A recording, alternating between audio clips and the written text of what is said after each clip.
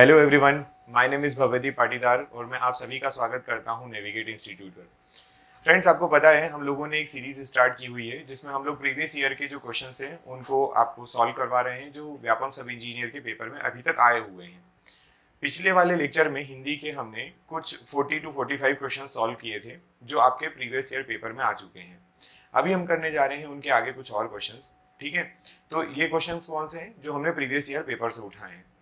मैंने स्पेशली इनको ऐसे सिलेक्ट किया है कि अगर आप पहला वाला वीडियो देखेंगे तो उसमें आपको वेराइटीज भी बहुत सारी मिलेंगी, और सेकंड वाले वीडियो में मैंने कुछ क्वेश्चंस ऐसे लिए हैं जहां मैं आपको बीच बीच में ये बताऊंगा कि आपको किन चीज़ों का स्पेशली ध्यान रखना है जो आपकी ह्यूमन एरर आप बोलते हैं कि आप पेपर में बैठते हैं, बहुत नर्वस होते हैं, लिमिटेड टाइम होता है, आप सोचते हैं कि नॉन टेक्निकल वाला पोर्शन जो है वो आपको टाइम बचा कर दे दे, तो आप टाइम बचाने के लिए आप क्या करते हैं, थोड़ा जल्दीबाजी में बिना चारों ऑप्शन पढ़े आंसर लगाने की कोशिश करते हैं और वहां पे हो सकता है कि कोई गलती हो जाए।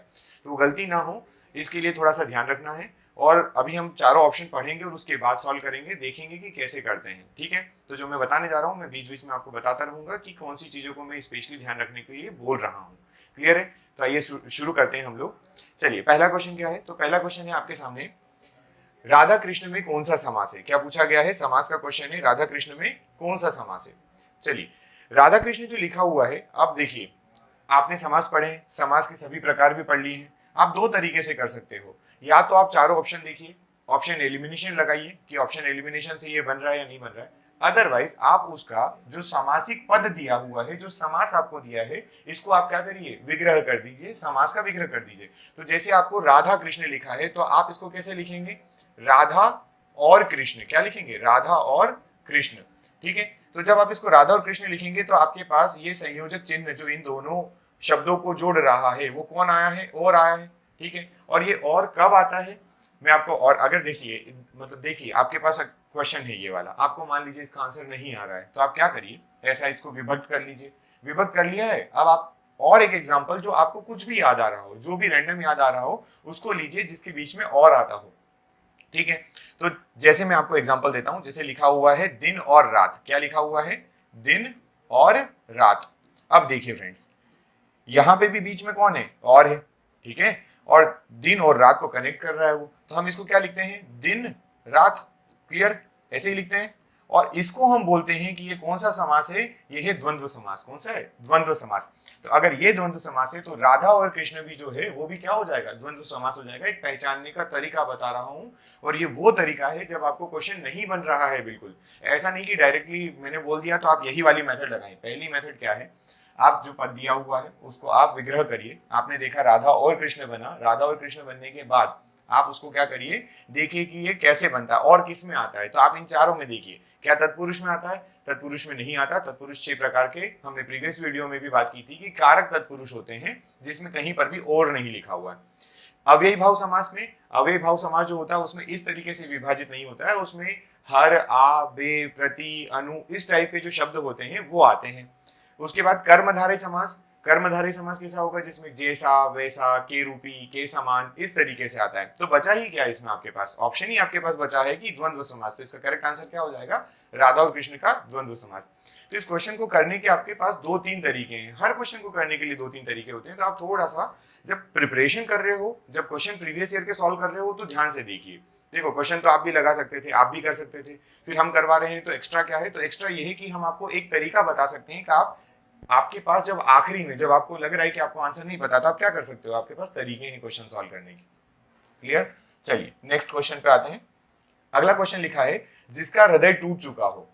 फिर से क्या लिखा है? जिसका हृदय टूट चुका हो को कहते हैं। इसका अर्थ ये है कि वो बोल रहा है कि जिसका हृदय टूट चुका है उसको एक शब्द में क्या कहते हैं। क्योंकि आप 4 ऑप्शन देखिए, है ना, 4 ऑप्शन देखेंगे आपको खुद पता चल जाएगा कि इस जो एक डबल इन्वर्टेड कॉमा में आपके पास एक सेंटेंस लिखा हुआ है, वाक्य लिखा है, उसके लिए आपसे पूछा गया है एक शब्द में क्या बोला जाएगा। ठीक है, तो जिसका हृदय टूट चुका हो उसको क्या बोलेंगे? भग्न हृदय बोलेंगे। क्या बोलेंगे? भग्न हृदय। भग्न मतलब टूटना। ठीक है, तो हृदय टूटना मतलब भग्न हृदय। क्लियर है? चलिए नेक्स्ट क्वेश्चन है, बलवान का पर्यायवाची क्या है? पर्यायवाची शब्द पूछा गया है। देखिए आपके पास 4 ऑप्शन है। ठीक, आप इनमें से जोरावर छोड़िए, फिर मेधा देखिए। मेधा का मान मतलब क्या होगा? जो प्रतिभाशाली होता है, प्रतिभावान। ठीक है, बलवान का प्रतिभावान से कोई लेना देना नहीं, अलग अलग शब्द हैं दोनों। वृहद मतलब बड़े, बृहद मतलब बहुत बड़ा है ना, तो बड़ा और बलवान दोनों अलग अलग शब्द हैं। बलभद्र जो लिखा है ये किनके लिए है, तो ये श्री कृष्ण भगवान के भाई जो हैं बलदाऊ जी, बलभद्र किसका पर्यायवाची है, बलदाऊ जी का पर्यायवाची है। तो ये भी बलदाऊ जी और बलवान एक चीज तो नहीं है। तो आपका अगर आप देखें तो ऑप्शन एलिमिनेशन से इसका आंसर जो बनता है वो भी बन रहा है जोरावर। और आज के बाद अगर आपको नहीं याद है तो आपको डायरेक्टली याद रखना है बलवान को क्या बोला जाता है, जोरावर बोला जाता है। ठीक है, चलिए नेक्स्ट क्वेश्चन क्या है, लिखा है रात होते ही तारे निकल आए, कौन सा वाक्य है। आपसे क्वेश्चन पूछा गया है रात होते ही तारे निकल आए, आप बताइए कौन सा वाक्य है। तो देखिए आप जब ऐसा पढ़ेंगे ना तो आप देखिए क्वेश्चन में आपको कैसा क्वेश्चन दिया है, रात होते ही तारे निकल आए। रात होते ही मतलब आप पहली चीज समझिए कि रात हो चुकी है, क्या हो गया है, रात हो चुकी है ना, एक बात तो हो गई, तो ये सेंटेंस एक हो गया। और जैसे ही रात हुई, लिखा है ना रात होते ही तारे निकल आए, तो तारे निकलते हैं या तारे निकल आए, ये दोनों दूसरा अपना वाक्य हो गया। तारे निकल आए ये अपना दूसरा वाक्य हो गया। क्लियर है क्या बात। तो इन दोनों वाक्यों को जब आप मिला देंगे तभी तो आपका ये बनेगा, क्या बनेगा, रात होते ही तारे निकल आए। तो ऐसा नहीं लग रहा है कि ये दोनों वाक्य एक दूसरे में क्या है, मिश्रित है ना, ये दोनों वाक्य क्या है, मिश्रित। अकेला इतना होता है कि रात हो चुकी है तारे निकल आए हैं, तो ये आंसर हो जाता है सिंगल सिंगल। ये पहले नंबर पे लिखा सरल वाक्य, दूसरा अपना अपना एक सरल वाक्य है। लेकिन जब दोनों को आप मर्ज कर देते हैं, मिला देते हैं, तो ये बन जाता है आपका मिश्रित वाक्य जो एक दूसरे के ऊपर डिपेंड कर रहा है। क्लियर है यहां तक। चलिए उसके बाद अगला लिखा हुआ है आपके पास, लिखा है अक्ल बड़ी की भैंस। पूछा है अक्ल बड़ी की भैंस, ये कहावतें बहुत प्रसिद्ध है, जब आप कहावतें पढ़ेंगे आपको डायरेक्टली ये मिल जाएगा। तो आपको यहाँ पे बताया गया है कि आप शारीरिक शक्ति और मानसिक शक्ति का प्रबल समान होना, है ना, का प्रबल होना मतलब शारीरिक शक्ति का मानसिक से ज्यादा प्रबल होना, या शारीरिक शक्ति से मानसिक शक्ति का प्रबल होना। मानसिक शक्ति को आप क्या समझेंगे, मानसिक शक्ति को आप बोलेंगे बुद्धि, क्या बोलेंगे, बुद्धि। क्लियर है ना। फिर क्या लिखा है, अक्ल से भैंस का बड़ा होना। तो ये देखो कभी कभार ना तुक और बिना तुक वाली बातें भी होती है। ये तो आप देखेंगे सी ऑप्शन तो सेंसलेस है ना, कोई आपको कहावत बोल रहा है और कहावत में क्या वही कहावत बना के भेजेगा, तो ऐसा तो होना नहीं है। फिर लिखा है अक्ल बड़ी की भैंस, मतलब यहाँ पे कंपैरिजन हो गया है। तो नीचे देखो क्या लिखा है, मानसिक शक्ति का कम होना। देख लेते हैं क्या है। अब इन तीनों ऑप्शन में एक तो आपने कट कर दिया है पहली बात। फिर आपके पास बचे हैं शारीरिक शक्ति मानसिक शक्ति से अधिक होती है, शारीरिक शक्ति से मानसिक शक्ति अधिक होती है, या शारीरिक शक्ति का कम होना। ठीक है, तो हम यहाँ पे क्या बोल सकते हैं, मानसिक शक्ति का कम होना। आप अगर ध्यान से ही देखेंगे तो यहाँ पर अक्ल को बड़ा ही बताया गया है, कहावत ही है। तो अक्ल मतलब बुद्धि, तो आप क्या बोलेंगे, शारीरिक शक्ति से बुद्धि का प्रबल होना, मतलब बुद्धि का ज्यादा प्रबल बड़ा होना। तो यहाँ पे करेक्ट आंसर कौन सा हो जाएगा, बी हो जाएगा। ठीक है, ऑप्शन एलिमिनेशन भी काम आता है। आप ये समझिए कि 14 to 16 क्वेश्चन आने वाले हैं, 3 से 4 क्वेश्चन आपके ऑप्शन एलिमिनेशन से बन जाएंगे इजीली। ठीक है, बस थोड़ा सा अवेयर रहना है आपको वहां पेपर देते समय। चलिए नेक्स्ट क्वेश्चन क्या है, घर का विलोम क्या है। घर का विलोम है पूछा गया है। देखिए घर बंगला नहीं, सिमिलरिटी दिख रही है ना। फिर बाहर, बाहर का मतलब क्या होता है, बाहर का मतलब ये वो वाला बाहर नहीं, आउटसाइड वाला बाहर नहीं है, ये बाहर लिखा हुआ है, ये बहार लिखा हुआ है। ठीक, ठीक है। और देखिए नीचे क्या लिखा है, बाहर। ठीक है, अब जब आपके पास ऐसा क्वेश्चन आता है तो आप, मैं मानता हूं कि बंगला और कुटिया आप घर के हिसाब से जो जिसमें रहता हो, जो बंगले में रहता होगा उसके लिए भी वो अपना घर है, और जो कुटिया में रहेगा उसके लिए वो अपना घर है। तो ये दोनों तो विलोम नहीं होंगे, ये तो समानार्थी हो गए, समानार्थी दे रहे हैं। लेकिन ये बाहर और बाहर ये आपको गलत करवाती है। क्या करवाती है, आपने जैसे घर देखा तो आप ऐसे ही बोल देते हो ना, हम लोग इन जनरल भी बात करते तो घर बाहर बोलते हैं। तो घर बाहर में आपको पता है कि घर का विलोम बाहर होने वाला है। अब आपने देखा बाहर, आप ये बाहर आंसर लगा दोगे, लेकिन बाहर नहीं है, बाहर होता है, घर बाहर होता है। तो करेक्ट आंसर क्या हो जाएगा इसका, सी हो जाएगा। और ह्यूमन एरर जिसकी मैं बात कर रहा था वीडियो के स्टार्टिंग में, पहला एग्जांपल है आपके सामने, देखिए बाहर लिखा। जल्दीबाजी में क्या होता है, आप सोचोगे घर बाहर, ओहो घर बाहर मिल गया, हमको आंसर मिल गया, और बी पे टिक कर दोगे। बाद में चेक करोगे पता चलेगा कि नहीं यार, ये तो वो वाली चीज थी कि ये जो शब्द लिखा था उसका अर्थ ही कुछ और निकल रहा था। ठीक है, चलिए अगला क्वेश्चन क्या है हमारे पास, लिखा है वृंदावन बिहरत फिरे नंद राधा नंद किशोर, जलद दामिनी जानी संग, डोले बोले मोर। ठीक है, क्या हो रहा है, वृंदावन बिहरत फिरे राधा नंद किशोर, राधा और कृष्ण जी के बारे में बात कर रहे हैं कि वृंदावन में वो बाहर घूम रहे हैं, विचरण कर रहे हैं। वो विचरण करते समय ये जो डोले बोले मोर, मोर का मतलब मोर नाच रहे हैं और बोल रहे हैं। मोर नाचते और बोलते कब हैं? जब उनको लगता है कि बारिश का मौसम होने वाला होता है, बारिश होने वाली होते हैं, मतलब काले मेघ छाए हुए हैं, कुछ इस प्रकार से। तो हो क्या रहा था वास्तव में, राधा नंद किशोर जब बाहर क्या हो रहे थे, बिहरत फिरे, बाहर घूम रहे थे, और उस समय मोर को क्या लगा, मोर को लगा कि ये तो बादल हैं। तो यहाँ पे ऐसा नहीं लग रहा आपको कि कुछ कंफ्यूजन टाइप का है, कुछ कंफ्यूजन मतलब कुछ भ्रांति हुई है? तो यहाँ पे इसमें इन पंक्तियों में जो अलंकार होगा वो अलंकार कौन सा होगा, तो भ्रांतिमान अलंकार होगा। क्लियर है ये बात? चलिए ठीक। आपको अलंकार रस छंद में जिनको प्रॉब्लम आती है, मैं फिर से बता रहा हूं, आपको कुछ नहीं करना है, आपको उस लाइन को 3-4 बार पढ़ के देखना है। देखो थोड़ी सी इधर उधर की बोली में, अवधि में, ब्रज भाषा में, खड़ी बोली में, ऐसे में ही ये कहावतें कहावतें और मुहावरे और साथ में ये आपकी पंक्तियां लिखी होती है। तो ये पंक्तियों को अगर आप ध्यान से पढ़ोगे ना, जैसे मैंने अभी आपको बोला, तो अब आपको रिलेट कर पाओगे चीजों को, है ना? तो ध्यान से पढ़ते हो तो बनने लगता है। तो थोड़ा सा पेपर में हड़बड़ाना नहीं है, थोड़ा ध्यान से देखना है अपन को। चलिए अगला क्या लिखा है, निस्तार में प्रयुक्त संधि का नाम बताइए। क्लियर? बोल दिया है उसने कि आप संधि का नाम बताइए।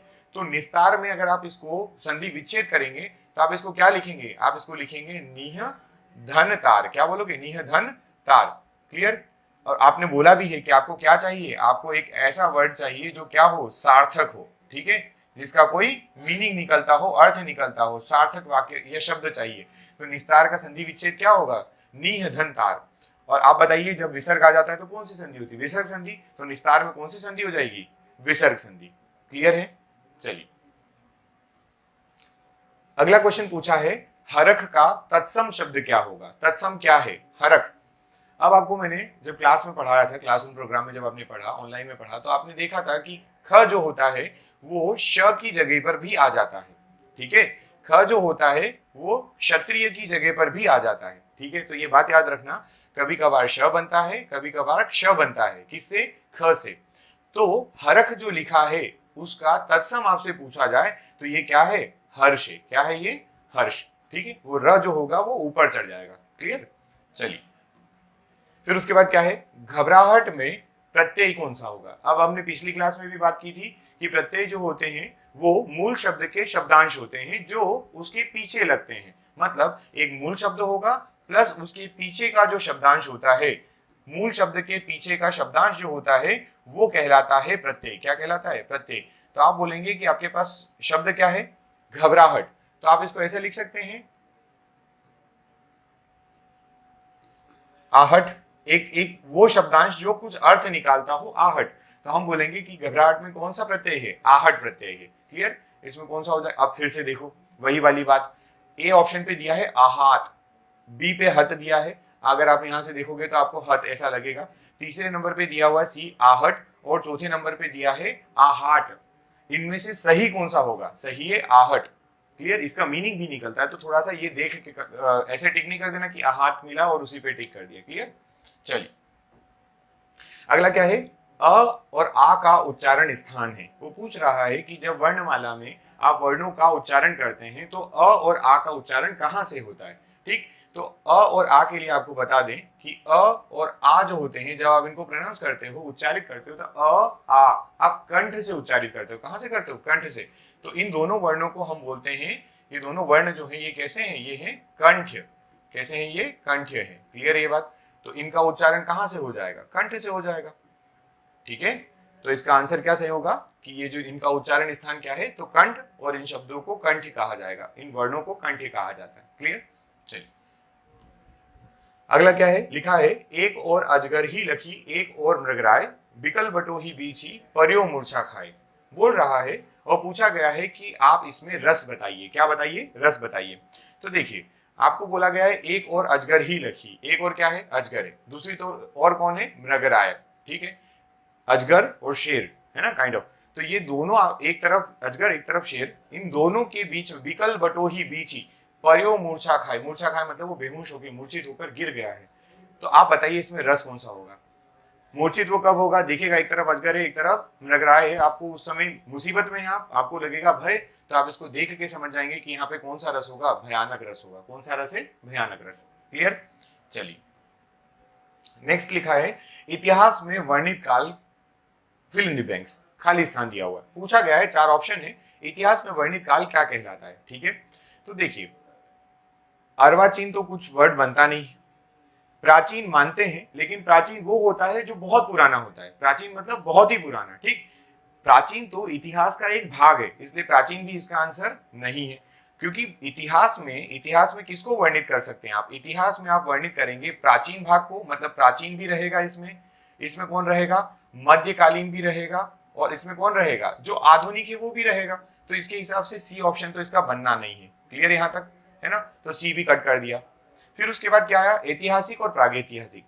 अब ऐतिहासिक क्या है? जब आप प्रत्यय पढ़ते हो तो वहां पर आप देखते हो कि ये ऐतिहासिक जो है वो प्रत्यय से बना हुआ एक शब्द है इतिहास के बारे में। लेकिन यहाँ पे पूछा है इतिहास में वर्णित काल क्या कहलाता है। ठीक है, क्या पूछा है? काल, वो समय जो इतिहास में वर्णित हो। तो हम बोलेंगे वो कौन सा होता है? प्रागैतिहासिक काल। कौन सा होता है? प्रागैतिहासिक काल। क्लियर? उसको प्रागैतिहासिक बोला जाता है। डायरेक्टली आप इसको याद रखेंगे, ये एक शब्द में, ये जो आपका वाक्यों का एक शब्द में प्रयोग जो होता है ना, वो पूछा हुआ है। नेक्स्ट क्या है? अधि उपसर्ग से बना शब्द निम्न में से कौन सा है? उपसर्ग पूछा है। उपसर्ग मतलब शब्दांश इस बार कहां जुड़ेगा? शब्दांश आगे होगा, और जो मूल शब्द होगा, मूल शब्द जो होगा वो पीछे होगा। क्लियर यहां तक? तो आप बताइए, अधि जोड़ना है आपको, क्या ऐड करना है? अधि। ऑप्शन पे देखेंगे आप चारों देखेंगे, आपको चारों ऑप्शन जो है वो कहीं ना कहीं अधिकार से मिलते जुलते दिख रहे हैं। लेकिन फिर से वही बात, अभी फिलहाल में तो मेरे ख्याल से आप देख के समझ जाएंगे अधिकार करेक्ट है। लेकिन क्या होता है, मान लीजिए कि आपका डी ऑप्शन पहले नंबर पे लिखा होता तो ऊपर आधिकार होता, आप देखते कि अरे वाह, आपको तो आंसर मिल गया पहली बार में। लेकिन नीचे तीनों भी सेम है। आप थोड़ा सा ध्यान से देखिए, आपके पास पहले पे अधिकार लिखा है, दूसरे पे आधिकार लिखा है, तीसरे पे अधिकार, इस तरीके से इसको कट करिए, और चौथे नंबर पे लिखा है आधिकार। क्लियर? तो आप जब इनको देखोगे, आपको उपसर्ग और प्रत्यय की जरूरत ही नहीं है। आपको ये देखना ही नहीं कि अधि से कौन बना है, आपको बस इतना सा ढूंढ लेना है कि इसमें से शुद्ध वर्तिनी कौन सी है, और शुद्ध वर्तिनी कौन सी है? पहली वाली। तो आप बोल दो कि इसका आंसर क्या हो जाएगा? अधिकार। क्लियर यहां तक? चलिए, अगला क्या है? लिखा है उच्छिष्ट। इंपॉर्टेंट है, पहले भी मैं बता चुका हूं इसको कि ये शब्द ऐसे कुछ शब्द हैं जिनके संधि के जो शब्द जो आपको याद रखना ही है, डायरेक्टली इनके नियम याद रख सके तो ठीक है, नहीं तो इंपॉर्टेंट बनता है। देखिए, आ चुका है पहले पेपर में। उच्छिष्ट के लिए सही संधि विच्छेद क्या होगा? पूछा गया है सही संधि विच्छेद कौन सा होगा, तो हमको उसका संधि विच्छेद करना है। तो इसका जो संधि विच्छेद होता है वो होता है उत धन शिष्ट। क्या होता है? उत धन शिष्ट। क्लियर? और नियम क्या है कि जब कभी त के साथ श मिलता है, कौन आता है? त के साथ जब श मिलता है तो त जो होगा वो बदल जाएगा च में, और जो श होगा वो बदल जाएगा छ में। किस में बदल जाएगा? छ में। क्लियर? तो त का परिवर्तन च में और श का परिवर्तन छ में। जब इन दोनों का आप मिलाएंगे तो त च में बदलता है और श छ में बदलता है। देखो, च आधा आ रहा है और श छ पूरा आ रहा है, श की जगह पे छ बन गया। क्लियर ये बात, है ना? तो यहां पर आप देखेंगे कि ये उत धन शिष्ट से बना होगा, उत धन शिष्ट ये लिखा हुआ। चलिए, अगर ऑप्शन यही है तो मैं आपको दूसरा तरीका बताता हूं इसको सॉल्व करने का। आप लोग जो वर्णमाला पढ़ते हैं, क्या पढ़ते हैं? वर्णमाला। तो वर्णमाला में आप क्या पढ़ते हैं कि हमारे जितने भी व्यंजन होते हैं, क्या होते हैं? जितने भी व्यंजन हैं, वो व्यंजन जो है वो वे वाले वर्ण जो लिखते समय हम लोग या बोलते समय हम किसकी मदद लेते हैं? स्वर की मदद लेते हैं। किसकी मदद लेते हैं? स्वर वर्णों की मदद लेते हैं। इसका मतलब क्या हुआ? फॉर एग्जाम्पल, मैंने आपको बोला कब, क्या बोला? कब। इसको आप कैसे लिखेंगे? एक्चुअल में ये क कैसा लिखा हुआ है? ये लिखा हुआ है क धन अ। ये आ गया आपका स्वर, और ये है वो व्यंजन वर्ण। क्या है ये व्यंजन है। क्लियर? अब आपको जब ये पढ़ाया गया है, ये बताया गया कि इसका आप क्या बताइए? संधि विच्छेद बताइए। तो आप बोलेंगे कि भाई साहब, ये जो उच्छित, ये ऐसा कुछ बन रहा है फिलहाल में, मैंने आपको डायरेक्टली आंसर कर दिया। बट इसको आप देखेंगे तो आपको ये बात तो समझ में आएगी, इसमें स्वर संधि तो नहीं है, इसमें विसर्ग भी नहीं आ रही। मतलब संधि कौन सी आएगी? व्यंजन। ठीक है? और व्यंजन संधि बोलती है कि जब कभी, व्यंजन संधि बोलती है जब कभी व्यंजन का योग व्यंजन से हो, व्यंजन का योग स्वर से हो, या स्वर का योग व्यंजन से हो। अब आप जब यहां देखेंगे ना, यहाँ पे, तो आपको एक बात समझ में आएगी कि कहीं पर भी आपको ऊपर तीनों में व्यंजन नहीं दिख रहा है, और व्यंजन केवल यहां दिख रहा है जिसमें हलंत आया है। क्लियर ये बात? तो आप बोल देंगे डायरेक्टली इसका आंसर डी हो जाएगा। ठीक है? इतना करने की भी जरूरत नहीं थी, मतलब ये सब करने की भी, आपको डायरेक्टली इससे देख के पता चल जाएगा इसका आंसर डी है। क्लियर? चलिए, लिखा है सम्मति के लिए। किसके लिए? सम्मति के लिए सही संधि विच्छेद को चुनिए। चलिए, सम्मति कैसे बनेगा, फिर से बोलना चाहूंगा आपको कि अगर आप इसको डिवाइड करेंगे तो आप देखेंगे कि ना तो ये स्वर संधि आ रहा है, ना ये विसर्ग संधि बन रहा है। ठीक है, ये बन कौन सा रहा है, व्यंजन संधि। नहीं समझ में आता तो आप पहले ये देखिए कौन सा बन रहा है, व्यंजन संधि बन रहा है। व्यंजन में फिर से व्यंजन प्लस व्यंजन, व्यंजन या स्वर प्लस व्यंजन बनेगा तो व्यंजन संधि होती है। अब इनमें पीछे देखिए, ये म पूरा लिखा है, ये म पूरा लिखा है, ये म पूरा लिखा, लेकिन यहाँ पे क्या है, हलंत है। बात समझ में आई। और जब हलंत होता है तो आप डायरेक्टली बोल देंगे कि ये शब्द ही कैसा है, ये शब्द आपका जो है वो है व्यंजन शब्द। मतलब व्यंजन का योग किसके साथ हो रहा है, व्यंजन के साथ। मतलब इसका भी आंसर क्या हो जाएगा, डायरेक्टली डी हो जाएगा। क्लियर है। सम्मति को ऐसे लिखा जाता है, समधन मति। ठीक है, समधन मति, सम और मति, सम मतलब समान, ठीक है, या अच्छा, और मति मतलब बुद्धि। तो दोनों को जब आप जोड़ेंगे तो ये क्या बन जाएगा, सममति। क्लियर। इसमें कोई परिवर्तन नहीं होता है, ये जो है ये म जो है वो आधा जुड़ जाता है उसी के साथ में। ठीक है, चलिए तो अगला क्वेश्चन क्या है हमारे पास, चादर के बाहर पैर पसारना। ठीक है, बाहर बोल रहा है वो। ठीक, आपने अक्सर क्या सुना हुआ है, ये बोला है मुहावरा, आपने अक्सर क्या सुना हुआ होगा कि जितनी चादर हो उतने पैर पसारना, है ना। मतलब कि जितनी अपनी लिमिट होती है, जितनी अपनी सीमा होती है, उतना ही हमको काम करना है, उतना ही अपना व्यय करना है। अब यहाँ बोल रहा है चादर से बाहर, मतलब एक्स्ट्रा। तो एक्स्ट्रा कैसे होगा, पहला लिखा हुआ है आय के अनुसार व्यय करना, ये तो कोई बात ही नहीं है, उसने बोल दिया बाहर करना, मतलब ये ऑप्शन डिलीट हो रहा है। आय न होने पर भी व्यय करना, ये क्या आपको लॉजिकल लग रहा है कि किसी व्यक्ति की आय नहीं और वो व्यय कर रहा है, आंसर ये नहीं होगा बिल्कुल भी, तो बी भी कैंसिल हो जाएगा। सी लिखा हुआ है आय से अधिक व्यय करना, ये थोड़ा समझ में आ रहा है कि चादर से बाहर पैर पसारना, मतलब आय से ज्यादा व्यय कर देना। फिर डी देख लेते हैं, उसके बाद करेक्ट करेंगे, आय से कम व्यय करना, ये तो उल्टा हो गया, तो हम इसको भी बोलेंगे ये भी नहीं है, मतलब आंसर अपना करेक्ट कौन सा होगा, सी वाला। क्लियर। चलिए इसके बाद नेक्स्ट क्वेश्चन क्या है, अगला लिखा है अंतिम सांसें लेना। पूछा गया है अंतिम सांसें लेना मुहावरा जो है, इस मुहावरे का निम्नलिखित में से कौन सा विकल्प सही होगा। अंतिम सांसें लेना मतलब देखते हैं, क्या एक ही स्थान पर पड़े रहना, ये कोई बात है क्या, ये इसका अर्थ लग रहा है, नहीं लग रहा है, कैंसिल कर देते हैं। लिखा है रहस्य समझ लेना, ये तो उसका मतलब सामंजस्य नहीं बैठ रहा है ना, तो ये ऑप्शन भी नहीं होगा। लिखा है मृत्यु के अत्यंत करीब होना, ठीक है, समझ लेते हैं क्या है या नहीं है ये, सी ठीक तो लग रहा है कि होना चाहिए। फिर लिखा है मृत्यु के निकट, मृत्यु निकट आना, मृत्यु निकट आना। अब देखो सी और डी दोनों जो आपको ऑप्शन दिख रहे हैं ये ऑलमोस्ट सिमिलर है, लेकिन आप ये देखिए कि लिखा है अंतिम सांसें लेना, मतलब ऑलमोस्ट अब उसकी डेथ होने वाली उस टाइप से। तो मुझे ये बताओ मृत्यु निकट आना और मृत्यु के अत्यंत करीब होना, ज्यादा निकट कौन सा दिखा रहा है, अत्यंत वाला, है ना। तो क्या मैं बोल सकता हूं कि इस क्वेश्चन का जो आंसर है वो पहले नंबर पे आप लगाएंगे सी ही करेक्ट होगा। बट बाय चांस अगर यहाँ करीब की जगह बोल देता है कि मृत्यु के अत्यंत दूर होना, है ना, अत्यंत दूर होने को बोलता, तो उस केस में मृत्यु निकट आना भी सही हो जाता। ठीक है, बट अभी क्या है, मृत्यु के अत्यंत करीब होना करेक्ट आंसर है इसका। ठीक है, चलिए सी आंसर करेक्ट है इसका। नेक्स्ट क्वेश्चन क्या है हमारा, प्रसन्नता के लिए सही पर्यायवाची शब्दों की पंक्ति को चुनिए। और पंक्ति चुनना मतलब आप बात समझ जाइए, पर्यायवाची का पूरा आपसे मतलब ये जो प्रसन्नता है उसका पूरा पर्यायवाची पूरा याद करके जाना है, तभी आंसर बनेगा। ठीक है, पहली चीज तो ये। बट मैंने जैसे ही ऑप्शन देखे मुझे एक चीज की तसल्ली इस बात की होती है, आप क्वेश्चन देख के कभी समझ जाएंगे। देखो जरा सभी सिमिलर दिख रहे हैं, सिमिलर दिख रहे हैं, मैंने ये नहीं कहा कि सेम है, सिमिलर दिख रहे हैं एक जैसे, मतलब कहीं ना कहीं ऑप्शन इन्हीं में से कुछ होना चाहिए। अपन देख लेते हैं।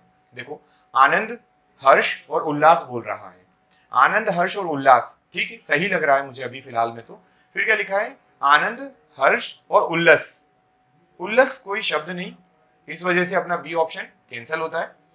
फिर लिखा है सी को देखते हैं, आनंद हर्ष, हर्ष नहीं होता है, हर्ष होता है, तो ये नहीं, गलत। डी ऑप्शन में आनंद, यही ऑप्शन गलत हो गया, यहीं से पॉइंट गलत हो गया, मतलब ये गलत हो गया। तो इसका करेक्ट आंसर आप क्या लिख देंगे, आपको पर्यायवाची नहीं भी आता है तब भी आप ऑप्शन एलिमिनेशन से काम कर सकते हैं। बस कैसे, आपको आना चाहिए शुद्ध वर्तनी। क्या आना चाहिए, शुद्ध वर्तनी, बहुत इंपॉर्टेंट है। देखो डायरेक्ट क्वेश्चन तो आता ही आता है, लेकिन ऐसे क्वेश्चन बना देते हैं ये, है ना। चलिए उसके बाद लिखा है वक्रोक्ति अलंकार कितने प्रकार का होता है। चलिए वक्रोक्ति अलंकार जो होता है वो दो प्रकार का होता है। कौन कौन से दो प्रकार हैं, तो एक आप बोलते हैं श्लेष अलंकार, श्लेष वक्रोक्ति, और दूसरे को आप बोलते हैं काकू वक्रोक्ति। क्या बोलते हैं, काकू वक्रोक्ति। तो आपको ये दो बातें याद रखना है, श्लेष और काकू। ये किसके प्रकार हैं, तो ये हैं वक्रोक्ति अलंकार के प्रकार, दो प्रकार। डायरेक्ट फैक्चुअल चीज है, फैक्चुअल डेटा है, आप डायरेक्ट याद रखिए इसको। अगला क्वेश्चन क्या है, धनी मानी। धनी मानी में कौन सा समास है? क्वेश्चन पूछा गया है समास कौन सा है, ठीक है। धनी का अगर विग्रह करें, धनी मानी का विग्रह करें, तो धनी का मतलब क्या होता है? वो व्यक्ति जिसके पास धन की अधिकता हो या धनी हो वो व्यक्ति, है ना। तो हम इसको बोलेंगे वो व्यक्ति जो पैसे वाला है, ठीक है, पैसे वाला। दूसरा मानी, मानी का मतलब वो व्यक्ति जिसका मान बहुत ज्यादा हो, मतलब जिसकी प्रतिष्ठा इज्जत ज्यादा हो, ठीक है, समाज में जिसकी प्रतिष्ठा ज्यादा हो उसको प्रतिष्ठित व्यक्ति मतलब मानी। तो इन दोनों को जब आप मिलाकर बोलोगे तो क्या बोलोगे? धनी और मानी, है ना, धनी और मानी बोलोगे इनको। वो व्यक्ति कैसा है? धनी और मानी है। और जब आप धनी और मानी बोलोगे तो आपको ये जो यहाँ पर इनको जोड़ने वाला चिन्ह मिल रहा है, और इससे ये बात समझ में आएगी कि और तो तब आता है जब द्वंद्व समास होता है। तो इसका आंसर क्या करेक्ट हो जाएगा? द्वंद्व समास। क्लियर। नेक्स्ट क्वेश्चन क्या है? लिखा है ऋण देने वाला। अच्छा, ऋण देने वाला के लिए एक शब्द में चुनिए। एक शब्द में देखेंगे, देखो मान लीजिए इसका आंसर आपको नहीं पता है, फॉर एग्जांपल मैं आपको बता रहा हूं, अब ऑप्शन समझ में भी नहीं आ रहे, कुछ हो नहीं रहा है, तो मेरा ये कहना है कि अगर आपके पास 4 ऑप्शन है, अगर आप उनमें से 1, 2 या 3 को एलिमिनेट करते हैं, 3 को एलिमिनेट करेंगे तो आपका आंसर सही हो जाएगा, 2 को एलिमिनेट करेंगे तो आपकी प्रोबेबिलिटी सही होने की ज्यादा हो जाएगी। एक आप चारों में से आंख बंद करके तुक्का मारो, आपकी प्रोबेबिलिटी 1/4 है ना, मतलब 25% सही होने के चांसेस हैं। लेकिन जब आप कुछ एलिमिनेट कर देते हो, एक एलिमिनेट कर दिया तो 3 में से 1/3 हो जाएगी, 2 एलिमिनेट कर दिए हाफ हो जाएगी। तो आप देखिए ऋण देने वाले व्यक्ति को क्या उधारी बोलते हैं? बिल्कुल नहीं, है ना। क्या उधार बोलते हैं? बिल्कुल नहीं। उधार तो एक क्रिया होती है ना, जो या एक तरीके का कर्म है जो आप कर रहे हो, किसी को ऋण देने के बाद उसका उद्धार हो जाए वो बात अलग है, लेकिन आप उद्धार तो नहीं बोलेंगे ऋण देने वाले को। तो ये 2 ऑप्शन जो है ये क्या हो गए? ये पिक्चर से गायब। अब आपके पास 2 ही बचे, ठीक है। तो इस समय आप तुक्का मारिए, जो आपको जो भी लगाना है वो लगाइए, क्योंकि नेगेटिव मार्किंग तो है नहीं, बट फिर भी सही होने के चांसेस ज्यादा होंगे। इसका जो करेक्ट आंसर है वो उत्तम वर्ण है, याद कर लीजिएगा इसको। अगला क्वेश्चन क्या है? लिखा है दशानन में निम्न में से कौन सा समास है? ठीक, अब दशानन लिखा हुआ है, दशानन का सामासिक विग्रह करिए। तो क्या मैं बोल सकता हूं इसको कि ये 10 आनन वाला बोल सकते हैं, इसको क्या बोलेंगे? 10 आनन वाला, ठीक है। आनन का मतलब क्या होता है? मुख। आनन का मतलब क्या होता है? मुख। तो भाई साहब 10 मुख वाला कौन है? और ऐसा जब पढ़ते हो तो आपको एक ही नाम सामने आता है, और नाम है रावण। कौन है वो? रावण। तो शब्द दिया हुआ था दशानन, सामासिक विग्रह हुआ 10 मुख वाला या आनन वाला, और अर्थ क्या निकल के आया? रावण। इसका मतलब क्या है? यहाँ पर कौन सा समास होगा? बहुव्रीहि समास। तो ऑप्शन देख लीजिए, यही ऑप्शन में लिखा हुआ है बहुव्रीहि, ठीक है। नहीं तो फिर आप और भी तरीके हैं इसको सॉल्व करने के, एलिमिनेशन भी लगा सकते हैं, बट ठीक है। अगला क्या लिखा है? अनु उपसर्ग से बना शब्द निम्न में से कौन सा है? अनु उपसर्ग की बात कर रहा है वो। इसका आंसर डायरेक्टली भी हो जाएगा, बताऊं कैसे? आप चारों ऑप्शन देखिए, क्या लगता है आपको? क्या यहाँ पर अनु दिख रहा है? क्या यहाँ पर अनु दिख रहा है? क्या यहाँ पर अनु दिख रहा है? कहीं नहीं दिख रहा है, मतलब तीनों ऑप्शन गलत है। ऑप्शन सही कौन सा होगा? अनुचर। सिंपल, ठीक। ऑप्शन से भी चले जा सकते हैं, नहीं तो फिर उसको करके देख लिए। अ लिखा हुआ है तो ये क्या बनेगा? अधनचर, कोई बात ही नहीं बनती है ना, तो ये अनु नहीं है ना। फिर चल को क्या लिखोगे? अधनचल, ये भी नहीं है ना, इसमें अ उपसर्ग लग रहे हैं। अगम्य, अधनगम्य, ये भी अ उपसर्ग वाला। तो तीनों शब्द जो है वो अ उपसर्ग वाले हैं, और जो चौथा है अनुचर, वो आपसे जो क्वेश्चन पूछा गया था वो है। क्लियर। अगला शब्द बोल रहा है, अगला क्वेश्चन हमारे पास है, भयानक रस का स्थायी भाव क्या है? भयानक रस का स्थायी भाव क्या है? भयानक रस, ये स्थायी भाव तो आपको 11 रसों के एज इट इज याद रखना है। भयानक रस का स्थायी भाव क्या है? भय।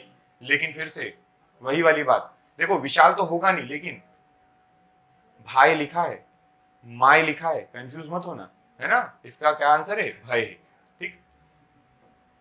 अगला, चिरजीवों जोरी जुरे क्यों न स्नेह गंभीर, को घटी ये वृष भानुजा वे हलधर के वीर, ठीक है।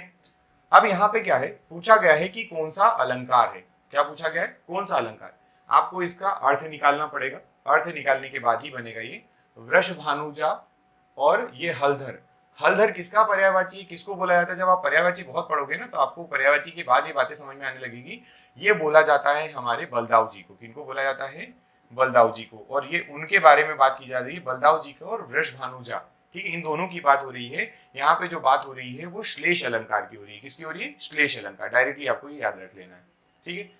मैं आपको एक सजेस्ट करना चाहूंगा कि आप चाहें तो रस छंद अलंकार जो है उसमें रस तो फिर भी पढ़ने, पंक्ति पढ़ने के बाद उसके स्थायी भाव से पहचान होती है, लेकिन अलंकार ऐसी चीज है जो आपको जितने आप प्रैक्टिस करेंगे, जितने जो आपके क्वेश्चंस को जो आप प्रैक्टिस करेंगे ना, तो आपको जो पंक्तियां मिलेगी वही पुरानी रिपीटेटिवली मिलती है, रिपीटेटिवली आपके पेपर में आ रहा है वो। तो आपको ज्यादा से ज्यादा उदाहरण सॉल्व करना है, उदाहरण हल करिए, बन जाएगा। छंद में पहचानने में ज्यादा दिक्कत नहीं होगी। छंद की आप डेफिनेशन और छंद में मात्राएं वगैरह और वर्णों की संख्या वगैरह याद रखते हैं तो आप वहां पे काउंटिंग कर सकते हैं, बट थोड़ा सा अपना अलंकार में ही रहता है तो अलंकार में ध्यान रखिएगा। अगला क्या है? वी उपसर्ग से बना, वी उपसर्ग से बना शब्द निम्न में से कौन सा है? अच्छा ठीक है, देख लेते हैं। उसने बोला हमसे वी उपसर्ग, ठीक है, जब हम वी उपसर्ग से बनाएंगे तो हमको वी उपसर्ग ही लेना पड़ेगा ना, ठीक। तो वी उपसर्ग से बनाएंगे तो यहां देखो, यहां पे वी कौन सा है? वी। यहां पे वी कौन सा है? बड़ा वी। तो ये दोनों ऑप्शन नहीं है। क्लियर? ये क्या लिखा है? ये वी नहीं लिखा, ये उसने बी लिख के दिया है। बी ऑप्शन में आपको बी लिख दिया उसने, जो गलत हो रहा है। वी पूछा गया है, विराग इसका सही आंसर होगा, ठीक है ना। अगला क्या है? संयोग के लिए संधि विच्छेद को चुनिए, ठीक है। संयोग का संधि विच्छेद क्या होगा? तो मैं आपको बता दूं, इसका संधि विच्छेद जो डायरेक्ट होगा वो क्या होगा? समधन योग। क्या होगा? संयोग को बोलते हैं समधन योग। ये आपको संधि जब आप पढ़ेंगे, आप जब व्यंजन संधि पढ़ेंगे तो वहां पर जो म का नियम आता है, म के नियम से आपको पता चलेगा कि जब म का योग य के साथ होता है, मतलब म का योग जब आपका य र लव वाली बात आती है, अंतस्थ व्यंजन के साथ होता है, तो म का जो परिवर्तन है, म जो है वो परिवर्तित हो जाता है पांचवें वर्ण में, पांचवें वर्ण में। और किसके पांचवें वर्ण में बदल जाता है? तो जिसका वो खुद होता है, मतलब म किस में आता है ना, प में, तो ये किस में बदल जाएगा? प फ ब भ म, ठीक। और उस म की म में बदलेगा, और म में बदलेगा तो इसकी जगह पे हम लगा देते हैं अनुस्वार। क्या लगा देते हैं? अनुस्वार, ठीक है। तो वो आपके पास शब्द बन जाएगा संयोग, और पढ़ते समय हम उसको नाक से ध्वनि पढ़ते हैं, इसलिए हम म को परिवर्तित करके अनुस्वार लगा के संयोग पढ़ लेते हैं। क्लियर? चलिए अगला लिखा है, सौजन्यता का शुद्ध रूप कौन सा होगा? अब सौजन्यता का शुद्ध रूप पूछा है। सौजन्यता का शुद्ध रूप तो अगर नॉर्मली देखें तो आप एलिमिनेशन भी लगा सकते हैं। सौजन्यता का एक मात्रा तो आती नहीं है, गलत। एक मात्रा आती नहीं है, गलत। सौजन्यता, सौजन्यता होगा नहीं। आंसर क्या है? सौजन्य, है ना। सौजन्यता अगर ये पूछा गया है ता के साथ में, तो सौजन्यता यहाँ भी लिखा है, करेक्ट है, लेकिन उसने बोला है शुद्ध रूप, तो आप पहला प्रेफरली आंसर किसको करेंगे? सौजन्य को, ठीक है। सौजन्य सही वर्ड होता है, ये तो उसकी भाववाचक शब्द हो गया सौजन्यता, है ना। लेकिन ये भी है आपके पास ऑप्शन में, ये भी करेक्ट हो सकता है, बट फिलहाल में आप आंसर क्या मानेंगे? सौजन्य। क्लियर? अगला लिखा है, अंगारों पर लोटना। अंगारों पर लोटना है लेटना, मुहावरे का अर्थ क्या होगा? ठीक है, देख लेते हैं। ईर्ष्या में व्यतीत होना, नहीं। क्रोध में कठोर वचन कहना, बिल्कुल नहीं, अंगारों में लोटना नहीं होता है। बहुत थक जाना, हाँ हो सकता है। बहुत प्रसन्न होना, नहीं बिल्कुल नहीं, अंगारों पे, मतलब ये नेगेटिव वर्ड बोल रहा है तो प्रसन्न तो नहीं होंगे, तो आंसर क्या करेक्ट हो जाएगा आपका? बहुत थक जाना, ठीक। अगला क्या है, षड मास के लिए सही संधि विच्छेद बताइए। षड, षड मास, ये जो षड मास है, ये षड एक्चुअल में तो कोई शब्द होता नहीं है, तो जब आप इसको परिवर्तित करोगे तो किसमें बदल जाएगा? षट, षट मास। किसमें बदल जाएगा? ये षट मास, मतलब 6 माह। तो षट आएगा, आप देख लीजिए अपना ऑप्शन कहाँ है। इसमें षट मस लिखा है, बिल्कुल नहीं। इसमें षट मॉस लिखा हुआ है, बिल्कुल नहीं। इसमें षड मास डायरेक्टली वही लिख दिया है, संयोग तो हो ही नहीं रहा है। और यहाँ पे देखिए ये हलंत आ रहा है, यहाँ पर हलंत भी नहीं है। फिर से वही वाली बात, अगर ये आंसर नहीं भी पता होता तो भी एलिमिनेशन से आपका आंसर भी हो जाता। देखिए मैं क्या बोला था आपको वीडियो के पहले, कि मैं ऐसे क्वेश्चन इसमें सिलेक्ट किए हम लोगों ने कि आप ऑप्शन एलिमिनेशन से भी क्वेश्चन सॉल्व कर सकते हो, ठीक है। चलिए अगला क्वेश्चन क्या है, लिखा है, छठी का दूध याद आना। छठी का दूध याद आना, याद आने की बात कर रहा है। छठी का दूध याद आना मतलब बचपन की याद? नहीं, ऐसी कोई बात नहीं। भयंकर विपत्ति पैदा करना, पैदा करना है। खुद को छठी का दूध याद आ रहा है, वो विपत्ति क्या पैदा करेगा? बिल्कुल नहीं। फिर लिखा है भयंकर विपत्ति से निकलना, नहीं। और क्या लिखा है? भयंकर विपत्ति में पड़ना, तो इसका आंसर करेक्ट क्या हो जाएगा, भयंकर विपत्ति में पड़ना, छठी का दूध याद आना। ठीक है, अगला क्या है, आकाश के लिए सही पर्यायवाची वाले शब्दों की पंक्ति चुनिए। फिर से पर्यायवाची की पंक्ति चुनने को बोल रहा है। अब आप जरा ध्यान से देखो, है ना, फिर से गलती किसमें होगी, तीनों अगर समान दिए हुए हैं तो हम देख लेते हैं गलत कौन कौन सा है। तो इस बार मैं आपको डायरेक्टली गलत करके बताता हूं पहले कि गलत क्या होता है। व्याम नहीं होता, है ना, गगन ठीक है, आसमान, मगन नहीं होता, ठीक है, और असमान नहीं होता। देखो ये एलिमिनेशन से बन रहा है, मतलब आंसर करेक्ट कौन सा हो गया, सी वाला। ठीक है, चलिए अगला क्वेश्चन क्या है अपने पास, लिखा है ग्रंथ रत्न में कौन सा समास है, निम्नलिखित में से कौन सा समास है। ग्रंथ रत्न में समास पूछा गया है। अब ग्रंथ रत्न बोला है तो हम क्या बोलेंगे, इसको आप लिखेंगे रत्न वाला ग्रंथ, हाँ या ना, या इससे भी बेटर है आप लिखोगे ग्रंथ जैसा रत्न। ठीक है, और जब आप लिखोगे जैसा वैसा ऐसा, है ना, के समान, ग्रंथ के समान रत्न, तो वहां पर के समान वगैरह में कौन आ जाता है, कर्मधारय। ठीक है, चलो एलिमिनेट करके बता देता हूं। नन का मतलब होता है नकारात्मक, ग्रंथ रत्न में नकारात्मक दिख रहा है, नहीं।